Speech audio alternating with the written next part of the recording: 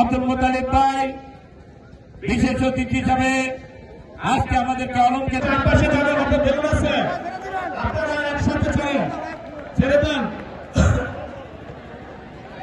Footing club, আমাদের Bangladesh footing club কর্তৃক আয়োজিত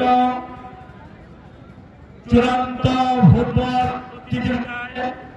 পক্ষের খেলার চূড়ান্ত প্রতিযোগিতায় সুশৃঙ্খল ভাবে খেলা উপভোগ করার জন্য সবার প্রতি আহ্বান জানিয়ে আজকের এই ফুটবল টুর্নামেন্টের শুভ উদ্বোধন ঘোষণা করলাম।